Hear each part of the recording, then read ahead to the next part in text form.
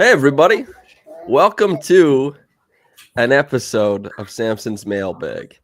This is the Saturday Mailbag.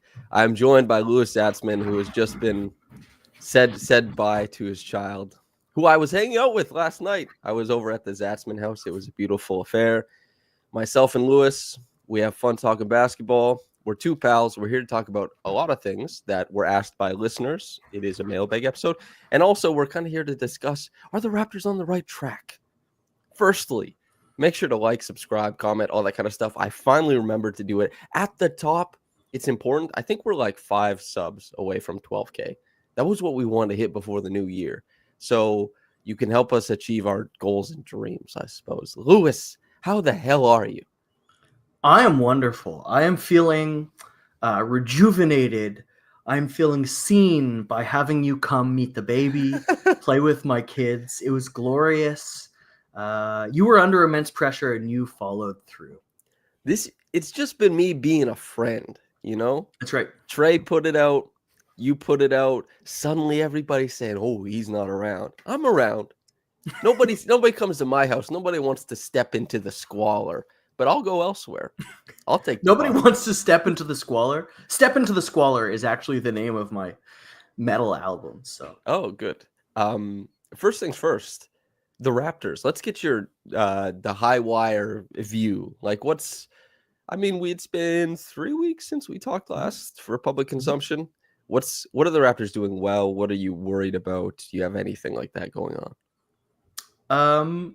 I'm not super worried. I was worried from all the injuries, but Scottie came back quick. Seems like he wants that possible money if he makes All NBA.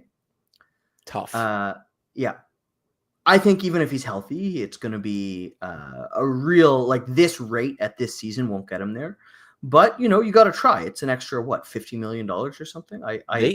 They need that one Heat team that went like 13-33 and then 33-13. Yeah. They need the back end of that. Bad for him. Which they could have. They could go on like a 6-game winning streak pretty easy come March. You seen the schedule? I haven't been looking at the schedule, but I mean, maybe. It gets easy. Anyway, so, I'm happy that the injuries seem to have an end in sight. Barnes is back quickly, seems to be coming back soon. Grange tweeted today he participated in all non-contact parts of practice. Bruce Brown, at some point, the return to play conditioning has to return him to play. How much conditioning? You spent less time training for a marathon. That's true, actually. Yeah. He's been conditioning for longer than I'd trained for a marathon. That is crazy. And did you run the full marathon? Yeah. There you go. We're putting it out there right now. You spent less time training for a full marathon, which you ran successfully. So anyway, things look good. I'm really happy with Jacoby Walter. I think his sort of push in this middle of the season provides a new bright spot that sort of wasn't there at the start of the year. So high wire, vantage point, I'm pleased. How about yourself? Yeah, I think this season, and I kind of expected it this way with like the delayed injuries. It's like there are a million things that have these offset delays. Like, okay, this happens, it triggers this. This happens here, it triggers this. And it's supposed to happen sequentially at good times. And the Raptors, as much as injuries really suck, as much as all that kind of stuff sucks, the way things have happened sequentially has allowed for opportunity for many players. It hasn't been all too much at once, and they don't have interesting guys. Like when it was Scottie and IQ at the same time, they have RJ who's coming into his own as an offensive creator. They have Grady who wants to take all the shots. They have Jacoby who they want to give shots to. There's like room for those guys to try things out. Jakob Poeltl can kind of be a ballast as their, triangle concept, and delay action guy to work through so much of what they want to do. It has been spaced out that everything gets to be interesting early on. It's just now that I feel like we've seen everything that this team has to offer in piecemeal. Yeah. What is the only thing left at this point in time is the full thing. What do they look like when they're healthy? And I mean, if IQ is doing everything besides contact, I don't know how far away contact is. It's an important aspect of the game to be touched. Yeah, it's big. Being touched is, an important thing in life and on the basketball court. Being available to being touched, and knowing when. Intimacy Yes. is all that matters on this rock. Where is the intimacy coordinator of the NBA? I actually had to, just last night, Louis and I he asked me, what is an intimacy coordinator? But anyway, yeah, we're just waiting to see everything that's happened. I've loved like pockets of Grady's season. I've loved pockets of Jacoby's season. Jonathan Mobo has been, I think, albeit inconsistent, and a lot of that is due to role changing quite rapidly, a bright spot at the 31st pick overall. Jamal Shed, that fourth quarter was really fun. He's had a couple really fun games. He's also got a lot of stuff that he needs to work on too. Jamison Battle, one of the better stretches for a two-way player that the Raptors have had. He looks like a guy who actually will stick in the league.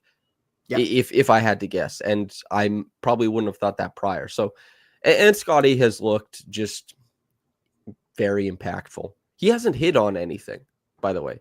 Like you go look back at this season, Scottie hasn't hit on anything. He doesn't have a rock star play type that's developed. He hasn't shot the three ball well. He hasn't like really controlled games the way that he wants to. He's dealt with so much stuff, and he's still so good. He sleepwalks to that big impact. And RJ Barrett, who doesn't sleepwalk to big impact, but tries to grind and churn his way to respectability and all that kind of stuff, he has managed to do so as well. All that stuff, positives. Negatives, we still haven't seen, I think, a single minute of Grady, IQ, RJ, Scottie, Jakob, which is supposed to be the team. Like kind of. Those are the guys. Where do you sit on that, by the way? So I wrote the piece about how injuries at this point are kind of the only thing that can derail the season. And if they don't get a chance to see that, that's kind of a disaster. Yes, they kind of want to lose, and they're doing that, and they might get a high pick. And yes, they want development, and all their guys are developing, and that's great. But they need to know what works alongside their best players. And they need to know that their best players play well together. Like, if Scottie and IQ don't become an incredibly dynamic, impactful partnership, that really changes the team build. And if you can't get that puts them on a position where it's just 5 years or 4 years of looking like, how do we translate IQ in a trade into something that is better for Scottie? It's a 5-year contract. Like IQ has to be good in a vacuum. But even if IQ becomes like a unique, like I carry bench units or something like that, guard, if he doesn't work with Scottie, bad news. Yeah, that's like you need to pivot your whole franchise, right? So, that's the one thing. Like, how do I feel about that? That's the one thing left. I'm hopeful. There's still tons of time. Barnes is back. Quickly's coming back.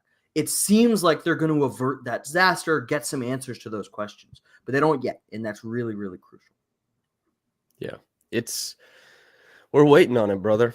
This is kind of like the overall team building thing of getting things right, and that was probably my favorite question was from Love at HWorld17 on Twitter, and it's about kind of like, not only do you need to see players play well, but you need to see them play well in a version of the team that makes sense, which is why I think some people, it's for me, I have to watch the games. You have to watch the games. I like when the product is good, so it's harder to just stomach a team that sucks. But a team that sucks can get you very valuable assets, etc. Right? And some people have already looked beyond RJ, have already looked beyond Emmanuel. Even though these guys are on contract for some time and look to be a big part of the team, they've looked beyond it. They're like, I think I've seen enough. The dynasty starts after them mentality, right? Yeah. Here's a great question from Love. It's about Ochai. Would Ochai put up the same production on a winning team? I don't believe in the concept of empty stats, but for example, sometimes I think players like Drew Eubanks, and he put up numbers when he was with Portland. But with the Suns, he was not good. Are these doubts okay to have, or is it just looking for a problem that isn't there? End quote. That's an awesome question, and that is one of the most important questions that team builders constantly have to make decisions on. The Cavs made that decision when they watched Colin Sexton average 24 points per game on a low leverage version of the team and decided that they weren't like his 24 points per game weren't even close to where Donovan Mitchell's 27 was, right? When they made that trade, Lauri Markkanen was like the inverse, where he's actually much worse on bad teams and he's much better on good teams. This kind of stuff is so important to figure out. I did the video essay of your great piece on Ochai. I would like to get your take on this first. Yeah, so I mean, the stat that I found there, which is sort of the threshold playing with type thing, but it seemed like he is one of the best low usage, like very small role players in the league, not just on the Raptors, but anywhere. Like in terms of win shares, if you do the, this usage or below and these touches are below, he's like top 5 in win shares and this rate of turnovers and below. Like he has been incredibly successful. And I think there's some indicators that, where does he get his food from, right? Like you mentioned Drew Eubanks versus Lauri Markkanen versus Colin Sexton. The question, where do they get their food from? Because what a team is trying to do when they're good and what a team is trying to do when they're bad, very, very different. And where Ochai gets his flavor is in transition, which you get whether you're good or bad, right? He's excellent there. He gets it on the catch. Now, if it was just from the corner, I would be suspicious. But he has drifted above the break a lot more in this sort of the latter half of this short season. And he's still hitting in the high 30s above the break. He's like 50% from the corners. That's crazy. But he's at like 38% last time I checked from above the break, which is still very, very strong. And that is something that carries over. His driving has been very strong. He actually showed off a couple mid-range pull-ups the other night against Brooklyn. Was that Brooklyn? Yep. Brooklyn. Which I want to talk impressive. Quite a bit about his Brooklyn game when you swing it back. Yeah, really impressive. That's stuff that, you need sometimes. Like you may only pull that out once every 5 games, like the Danny Green post-up in the playoffs. You need things that you don't get to show. And if everything that you have, you show every game, that's a bad thing, right? You need pitches in the bag for when teams take away everything else. I've been really, like, almost to the point of maximally impressed with his game. And I think if the Raptors were good, let's say they were healthy, I mean, maybe Ochai doesn't get these minutes, maybe he doesn't start, but I think he could do exactly this in 12 minutes and 14 minutes a game. And I think he would be just as successful if the Raptors were a 50-win team rather than 15. There's a lot percolating in my mind because Ochai is the intersection of like several very big things. JJ Redick talked about it the other day when he was talking about Bronny James. And it's something I've talked about and something you can really see in guards who are trying to make the leap from G League to NBA is that aggressiveness and that fear of failure. Ochai Agbaji is a guy who kind of has skirted that. That was really part and parcel of his game, was that he didn't want to play outside of himself. He was very small. You and I have both talked to Ochai separately about like, what's different this year? What have you been working on? And he said a lot of it like was mental. A lot of it was looking for a more diverse shot palette. Even though his palette looks quite refined, it is more expanded than what it was. The interesting thing about Ochai is, and to your point about above the break shooting, he's at 41% so far this season, 17 of 41 on the season. That's great. He has kind of been freed a little bit to play with this Raptors team, to look for shots that are helpful for the offense, to look for shots that make sense for him. And everybody was kind of waiting for the other shoe to drop on his vaunted three-point capability, which was the number one aspect of his game coming out of college. He was a heat pump at Kansas. Now, the thing with Ochai and Brooklyn was we saw him navigate harsher closeouts into drives. We've seen him expand his short roll and cutting game. He's been a fan. Like I recently watched all of RJ's pick and rolls. The best cutter off of RJ pick and rolls is Ochai Agbaji from the baseline corner. I guess that's the only corner on the court. From the corner, he's been great at recognizing where he fits, what he does. I think the thing that would actually hold him back in a playoff rotation isn't the offense. I think that his defense isn't Yeah. quite at the level that it might look. He's a jacked, quick guy, so people assume it's going to be quite good. It's not actually like that impressive. That's what would keep him out of a playoff rotation. That can get better too, though, because a lot of that can be mindset. He's already shown himself to be quite malleable in changing how he works offensively. What he's done, and to keep it focused on, like, I guess what Love was asking, could he do this on like a really good team? I don't think he'd get the same amount of minutes. I don't think he's averaging like 11 points per game, but I think the per 36 or the rate or the relative impact would remain very similar. And I think it is really a credit to Ochai that he's been able to do this on this Raptors team. And also a credit to this Raptors team that Darko coaches and the offense they've implemented has continuously been able to kind of dredge this stuff out of guys like that. To be able to get those looks, dependably create, even with a team that is so bereft of like on-ball dribble creators, they still manage to like get the paint touches, get the ball downhill, move it east-west, move it north-south. I think they've done a really good job of implementing that system. I think Ochai has done a great, great job of kind of like putting himself in a position to win continuously. It's the mentals, the interpretation of where he needs to be has been awesome. And then he's flat out one of the best 3-point shooters in the league to this point. When you take away like the pull-up prowess, catch and shoot stuff, he's been sublime. Yes. All right. Yeah. So, and again, as Love says, are these doubts okay to have, or is it just looking for a problem that isn't there? You could like some fandom is just like loving what's in front of you. Part of fandom for some people is projecting into the future, being part of like the team building aspect of things, right? Some people want it to look different ways. Team building aspect is a really fun part of fandom. It's not what I put all of my time into. Like I'm a Blue Jays fan. I want to see the dingers. Show me the home runs. Like is there a cap crunch in 2031? I don't know. I don't care that much. But some people like having that consideration for team building. So you're not looking for a problem that isn't there. Just probably don't let it eclipse the actual basketball. But Love, you watch all the games, I'm pretty sure. So, I mean, just keep enjoying the hoops. And yeah, worry about team building every once in a while. Where do you sit on the fandom aspect? We've talked about this in the past, Louis. I wonder if it's changed so far. Yeah, we've talked in depth. I don't think it's changed. I think you can go too far to the Sam Hinkification of fandom.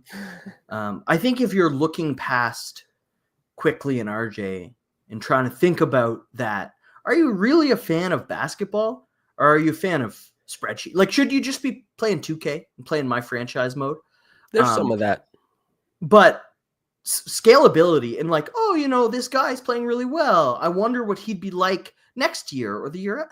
That's fun. To me, there's a big difference between that. And not to say that, treating a basketball team as 2K, my franchise mode, is bad. It's just, I don't know if that's fandom as it's been defined historically.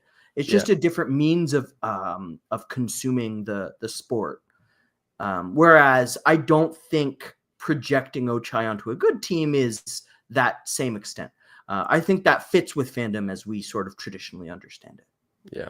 They probably had like a similar conversation around this when like hooligans started becoming like really aggressive fans of soccer clubs, started becoming like mafiosos, and they're like, whoa, I don't know if this is what fandom looks like. By the way, I just saw a quick question from Yosef about Scottie's numbers with Ochai offensively. Actually, they're not wonderful. So offensively, the offensive rating with just Scottie is 111 without Ochai. Without both is 111. With both is 110. So I don't really see like a big offensive boost with Scottie sort of helping Ochai. Well, that's kind of what we talked about at the top. And again, we're not trying to hammer on Scottie. He's had a hell of a season to navigate. He broke his face. He just came back from a sprained ankle. Like he hasn't had... He is actually, I was about to say, he's hardly had a foot to stand on. He's hardly had a foot to stand on, or a cheek to lean. Well, no, Otto Porter Jr., who like actually lost a foot in the trenches. But And where his toe was, where did it go? That's right. It's an old French mine, But anyway, the Raptors have been worse on offense this season with Scottie so far on the floor, and like worse than when he's off. And that's not to suggest like anything about the future. That's just how the numbers have like come out so far. And it reflects a little bit that Scottie hasn't been able to kind of like stick his foot in the season and really start creating. It will come around. Of course, he's the best player on the team by some margin. That's kind of like where we're at with that. But yeah, Scottie stats, etc., etc. 40 and Dunking asks, would the Raptors make a Brooklyn Warriors type of deal where they send Boucher or Brown or Olynyk out for a player who is injured for the season? I'll answer this one. Yes.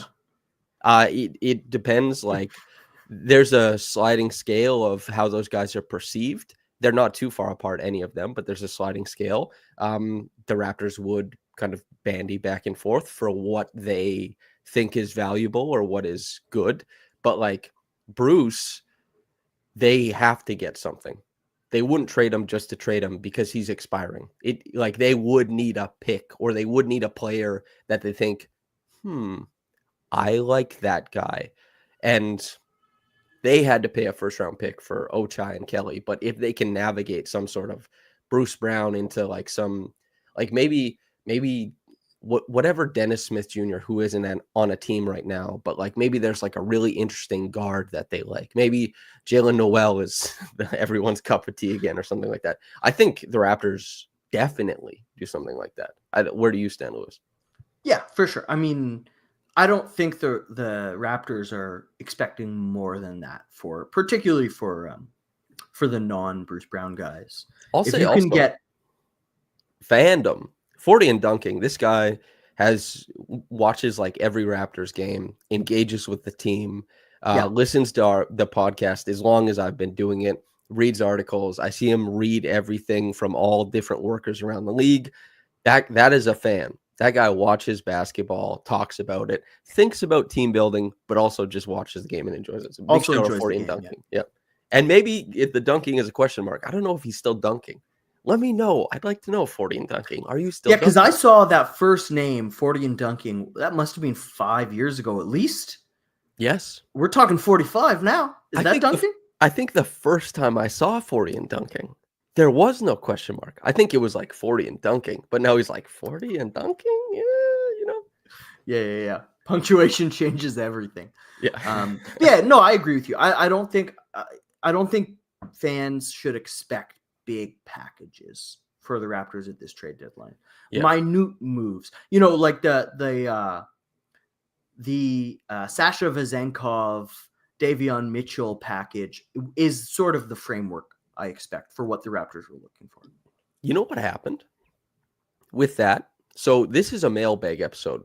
Newsflash, everybody. We discuss what listeners ask us. So you and I discussed, yes. we were asked about Davion's extension the last time we did this. And we discussed and again, an extension is usually a larger contract. Guys don't extend for less. Guys don't extend for the minimum typically. Yeah. So we were discussing Davion's because we got asked about it. And, you said the Raptors, I went back and watched it because I got a sassy reply.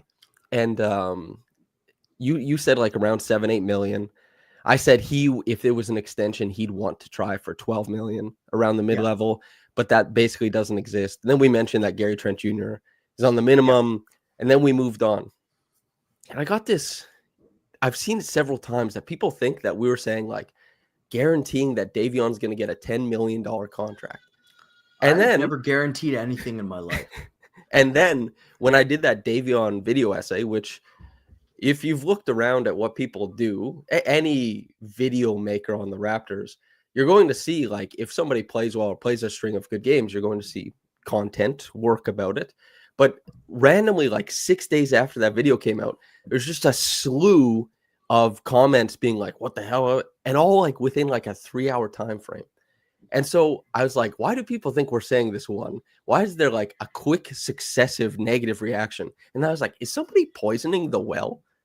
That's a weird thing. That happens in politics, I don't know.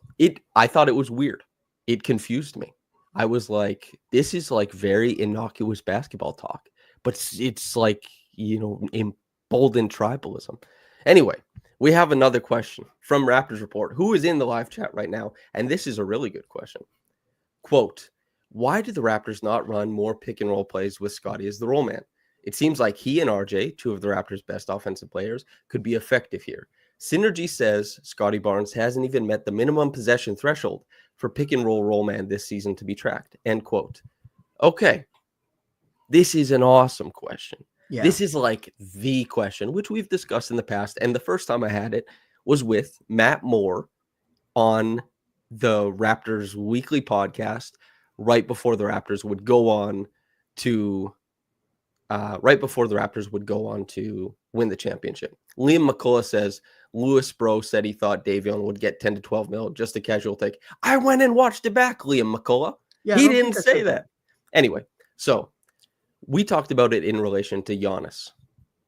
Giannis doesn't run pick and roll as the roll man. And we discussed it like, as much as you might like somebody's game and as much as it might make sense that Giannis has the body, the talent, the skill set to run pick and roll and be dominant, he doesn't. And maybe he doesn't want to do that. And Scottie has those skills, that size, the ability, but that's not how Scottie envisions himself either. That these are human beings and players don't always want to comport to that role.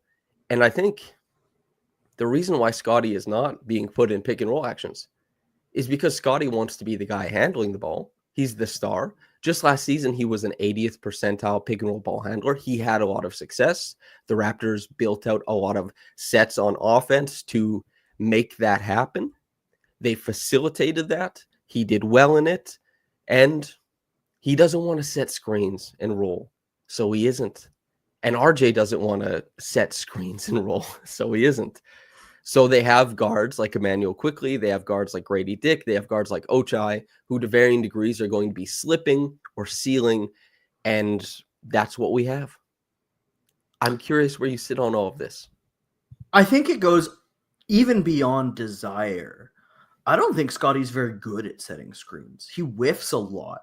Like, it's not that we haven't seen him do it ever. We have seen him set screens. And they don't turn out wonderfully. He doesn't have that sort of nose for those plays. Like, he slips, he short rolls. But I'm not seeing a ton of real screen artistry like you see with Jakob Poeltl, for example. Ochai, we didn't even talk about Ochai. Pretty slick. I should have queued up this play, but anyway, I'll say this is something that the Raptors do because and I'll let you get back to this story quickly, Louis. But what the Raptors do is they invert a lot of the spacing principles, and a lot of teams do this now. The biggest thing is putting guards in the dunker spot because that means that the low man to rotate to the rim will be a smaller defender. So that players like Jason Tatum, for example, will have Drew Holiday's player who maybe if they're playing the Raptors, like Emmanuel Quickley is the low man. That's a dunk. That's 2 points every time, maybe even a 3-point play. But what the Raptors do is they'll start Jakob in the dunker spot.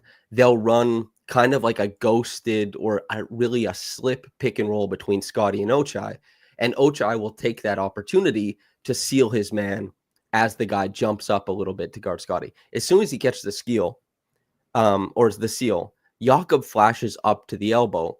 Scottie enters it, and Ochai makes a beeline for the rim. Yeah. They've opened the paint because they still have the corners filled, and they lob Ochai. They ran this a lot between Pascal and Scottie last year. It's a really great play, and it's how you can take advantage of teams that are mostly prepared to guard 5-out actions by inverting some of those defensive principles and making it work on the inside. So just there's a lot of different ways to be a successful screener, but yes.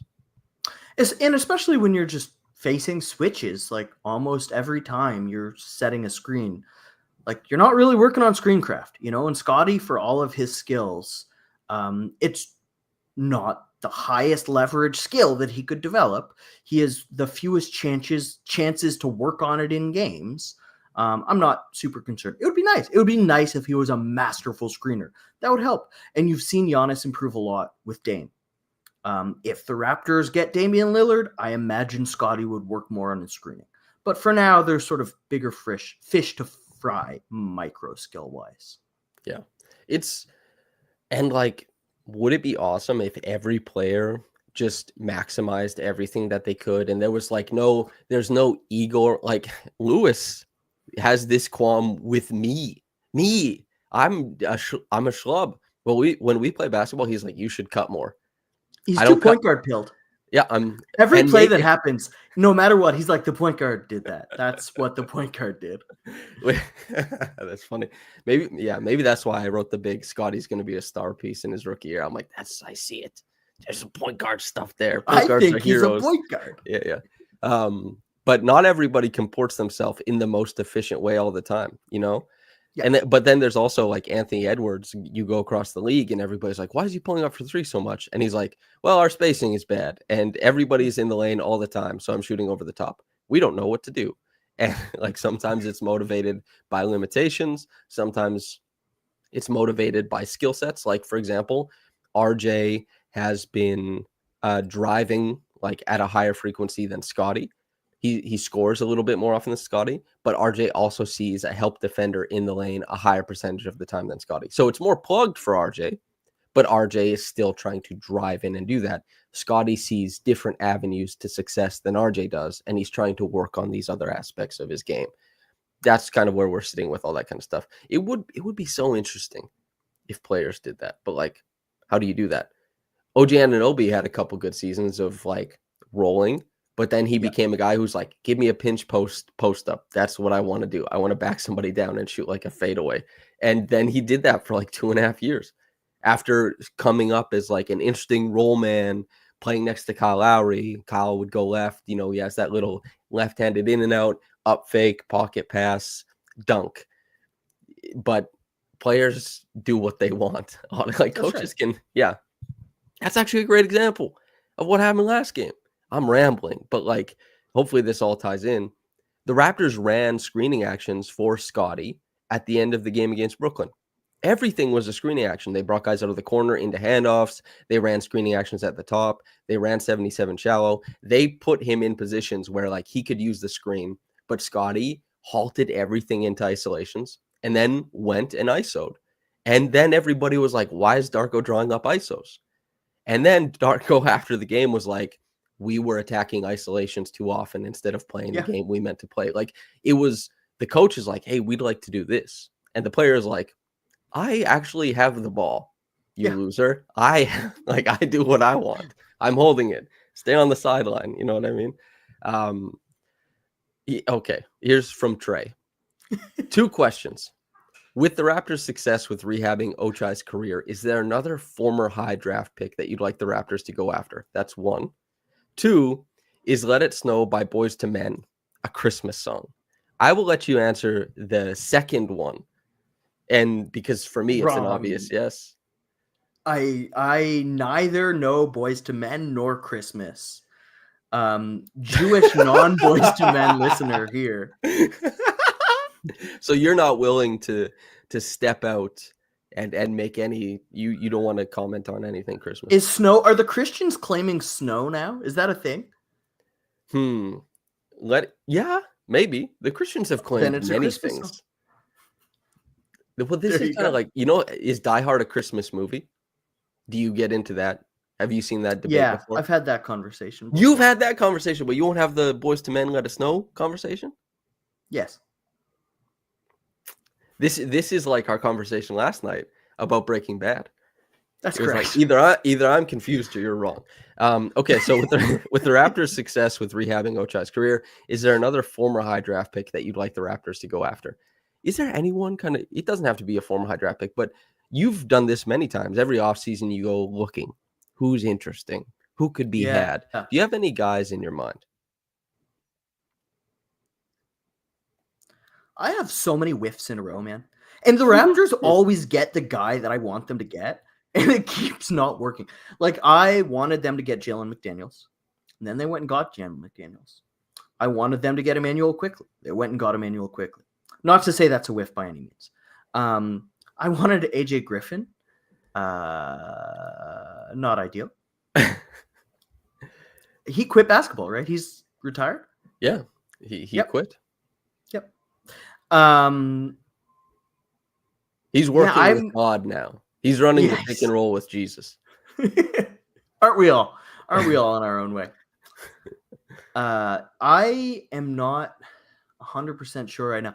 To be honest, I think the Raptors have enough picks on the roster with more to come that I think where they were a year ago, 2 years ago, in terms of how much development they had to give to players, because you don't have infinite space.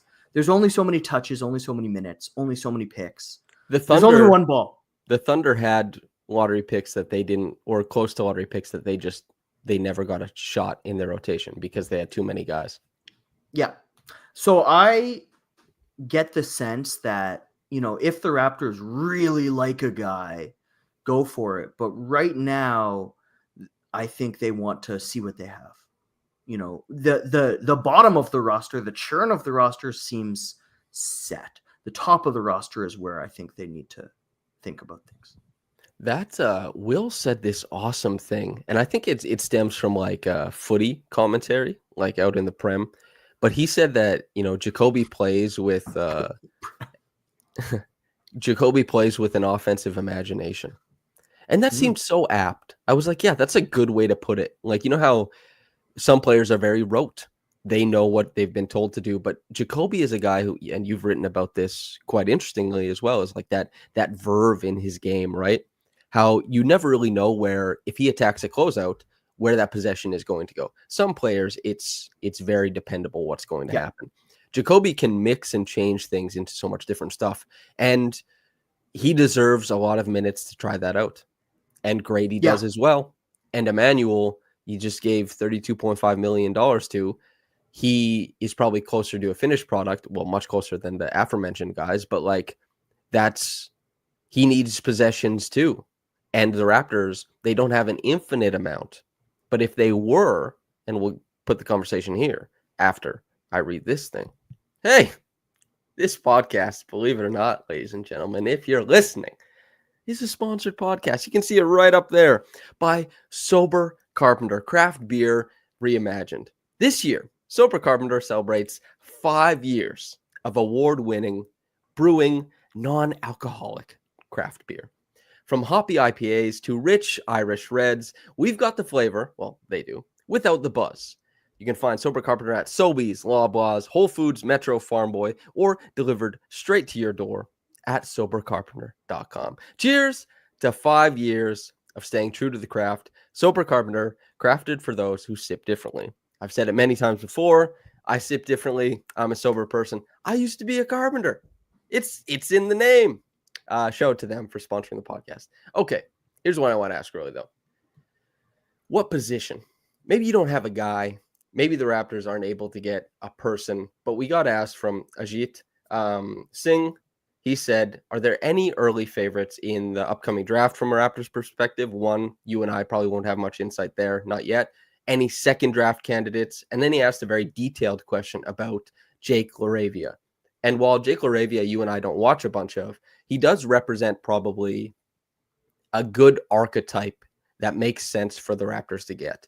Santi Aldama has been popping the hell off this year because he's multi-purpose. He can run a lot of the pet actions for the Grizzlies. And on top of that, he can shoot the damn ball and pass the damn ball. Jake LaRavia is not the same level. He's smaller, but do the Raptors need, this is the laziest analysis ever, a younger version of a smaller Kelly Olynyk? You know what I mean? Like, what archetype would you want the Raptors to look for, let's say?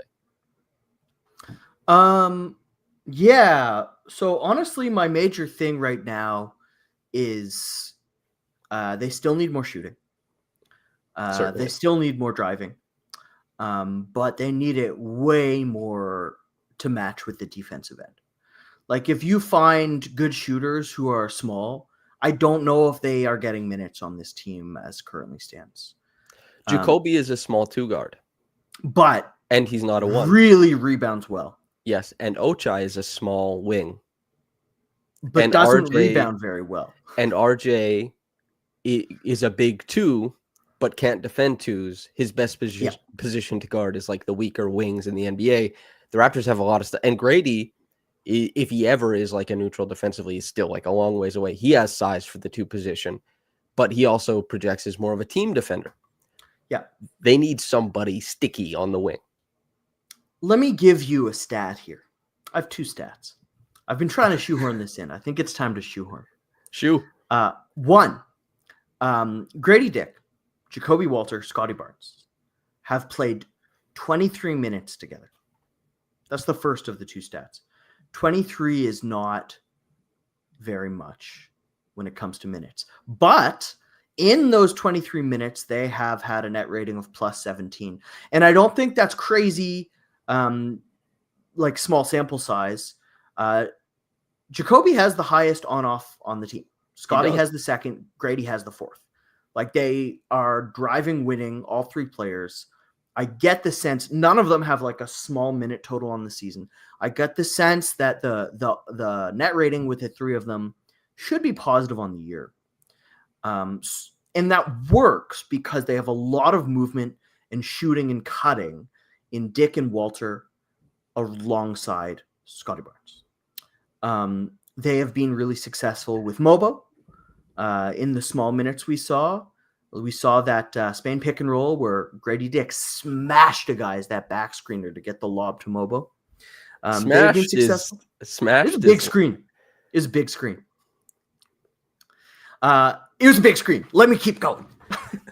And they've been really successful with Pirtle, right? Very different sort of frameworks for success.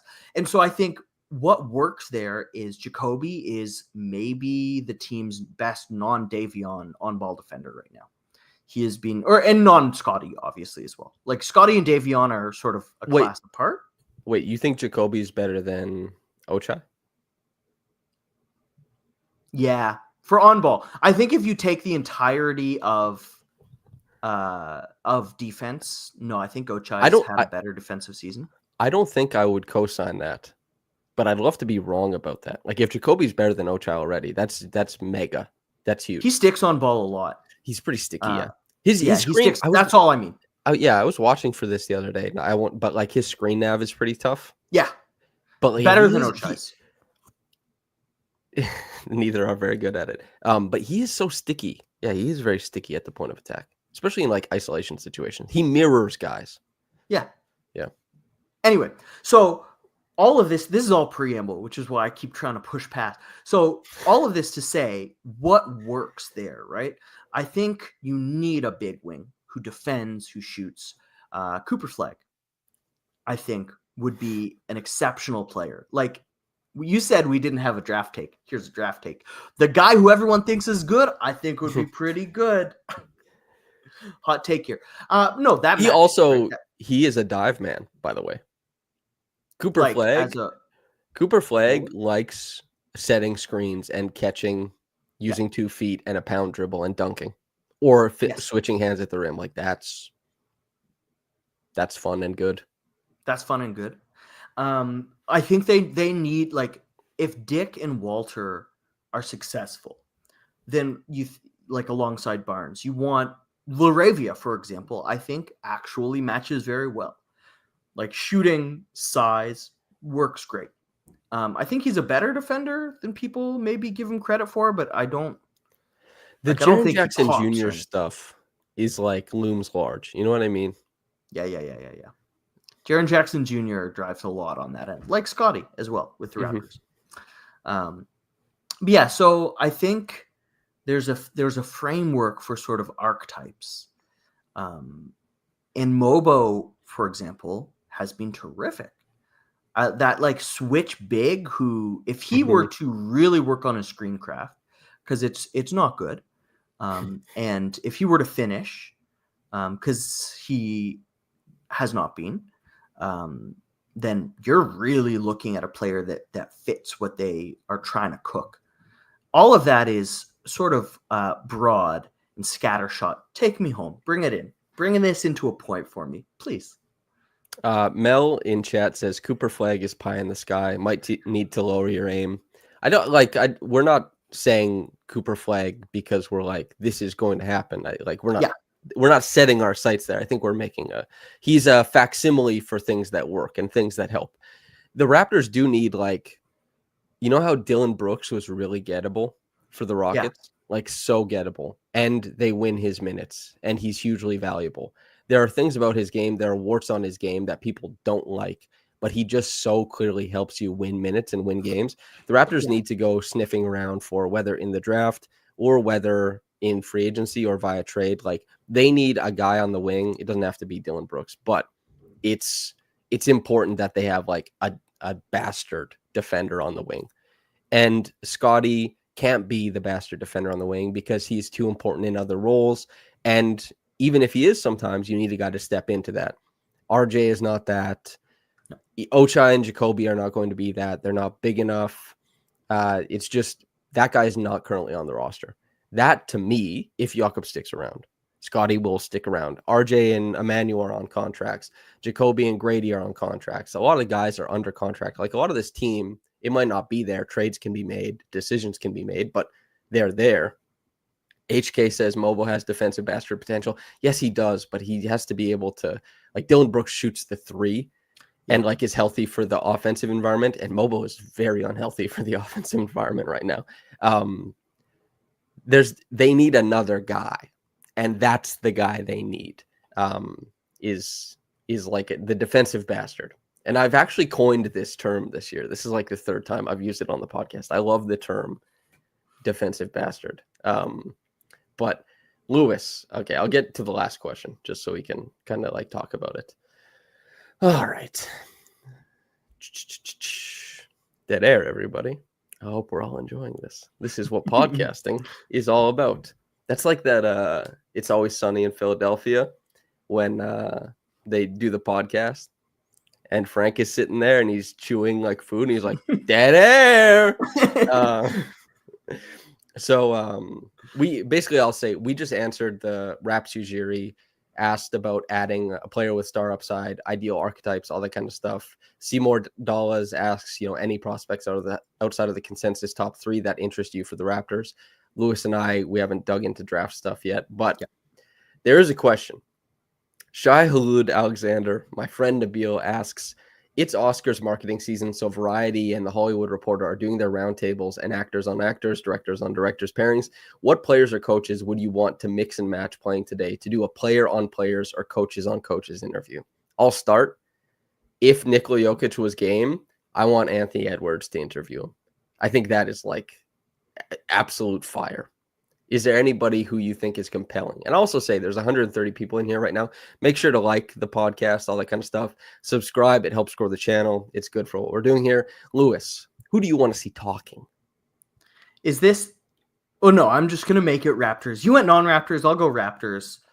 I want to see Kyle Lowry interviewing Scottie Barnes.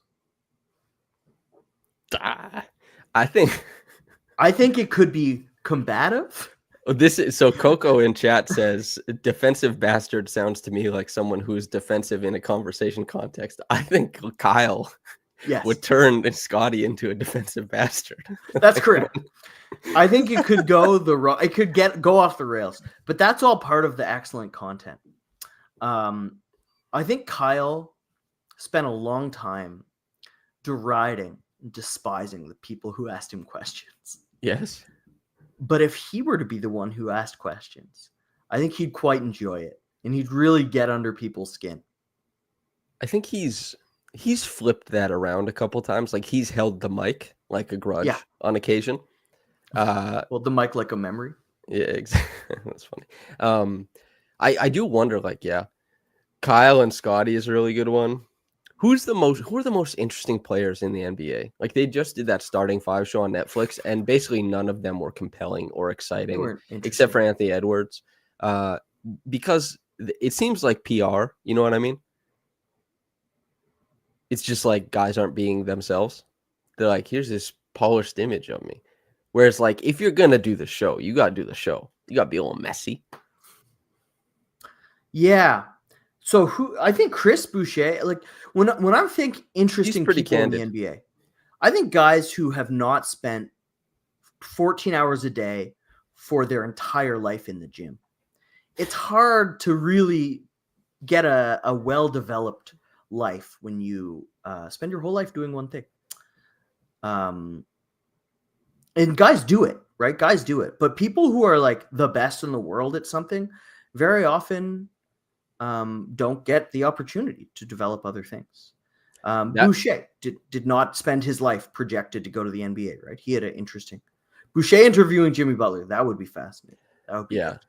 Speaking of Chris is also somebody who respects the art of podcasting. And I don't say this in a funny way.